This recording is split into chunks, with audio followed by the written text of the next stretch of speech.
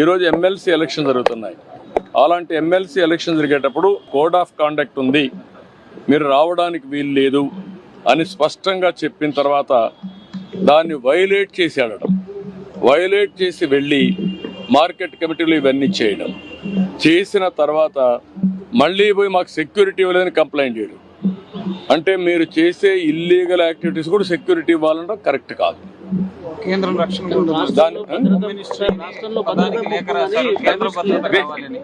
This is where నేను అనేది అంటే ఎప్పుడు కూడా రాజకీయ పార్టీల్లో ఉండే నాయకులం ప్రజాస్వామ్యయుతంగా ప్రవర్తించాలి.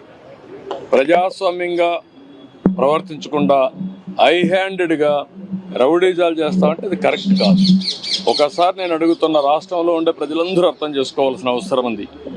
ఎన్నికల కమిషన్ చెప్పింది, నేను చెప్పలా. ఎన్నికల కమిషన్ తెలుగుదేశం పార్టీ ఎన్డీఏ కాదు, స్వయం ప్రతిపత్తి కలిగిన వ్యవస్థ. అది అన్ని రాజకీయ పార్టీలను రెగ్యులేట్ చేసే వ్యవస్థ. వాళ్ళ మీద నమ్మకం ఉంటే మీరు పోకుండా అవాయిడ్ చేయాలి.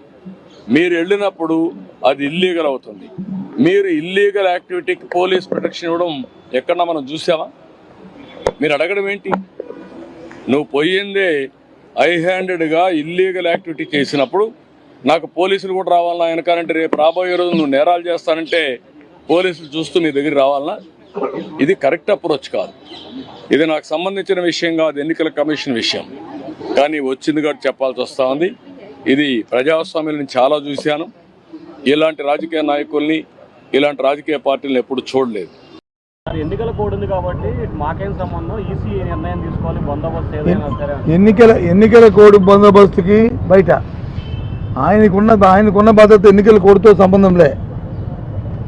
ఏదైతే జడ్పీఎస్ కేటగిరీ ఎప్పుడైతే ఉన్నదో ఆయన ఎక్కడికి వెళ్తే అక్కడికి ఆయనతో పాటు వారు వెళ్ళవలసిందే, అక్కడికి వెళ్తారు. అది నిబంధన.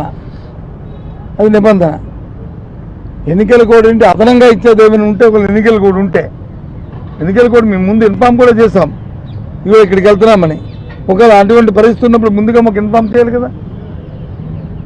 ఎన్నికల కోడ్ ఉందండి, మీరు ఇక్కడికి వెళ్ళొద్దండి, మీరు వెళ్ళడానికి వీల్లేదండి, రైతులకు వెళ్ళడానికి వీల్లేదండి, రైతులతో ఆవేదన అర్థం చేసుకోక్కర్లేదండి, ఈ కార్యక్రమం చెప్పొచ్చు కదా. మరి ఇదే ఎన్నికల కోడ్ ఒక 4 రోజుల కింద ఒక మ్యూజికల్ నైట్ జరిగింది, ఒక సంగీత విభారత జరిగింది, మరి దానికి లేదా? ఆ రకంగా నేను దాంతో కంపేర్ చేయట్లే. ఇది వచ్చి ప్రజల కోసం, సామాన్యుల కోసం, రైతుల కోసం, రైతులతో ఆవేదన కోసం, వారు పడుతున్న ఇబ్బందుల్ని అర్థం చేసుకుని ఇవాళ మరి మాజీ ముఖ్యమంత్రి మా లీడరు, మా నాయకుడు జగన్మోహన్ రెడ్డి గారు అక్కడికి వెళ్తే ఈ రకమైన చేయడం అనేది ఇది ఎంతవరకు సంబంధమో ఈ రాష్ట్ర ప్రజానీకాన్ని మరి అర్థం చేసుకోవాలి, చూడాలని చెప్తే అని కోరుతున్నాం.